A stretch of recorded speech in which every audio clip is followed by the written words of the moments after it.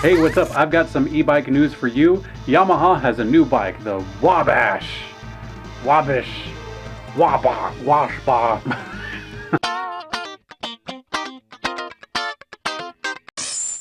Yamaha gets on board with one of the hottest trends in cycling, or electric cycling, the gravel bike. Meet the new Yamaha Power Assist bicycles, Wabash.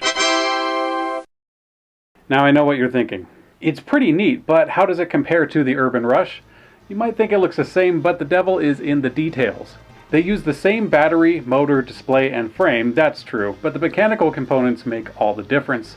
The Urban Rush is made for the road, with super slim reflective tires, narrow handlebars, brakes. The Wabash, on the other hand, gets you better hydraulic brakes, some knobbier, grippy tires, the SRAM Apex 1x11 drivetrain, and most notably, some wider handlebars.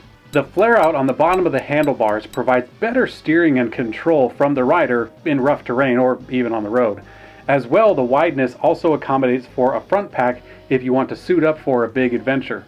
This bike is made for road and gravel, something that Yamaha put on the page for this bike, as well as rock and roll.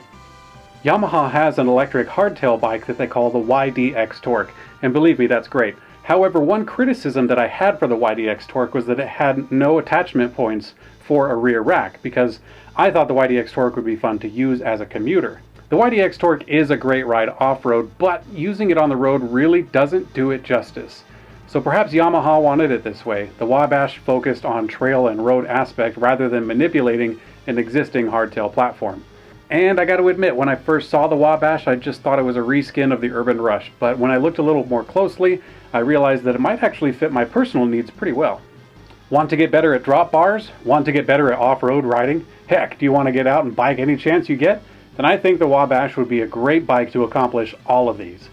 Yamaha puts a lot of detail into their bikes, most of it unnoticed, and I trust that they've done some great incorporating for the road and mountain capabilities in the new Wabash. Now I know what you're thinking. What's a Wabash?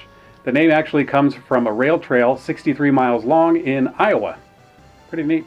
You're probably also thinking, how does it ride? Well, I wish I could tell you from experience, but the bike was just barely announced and I haven't had a chance to ride one yet.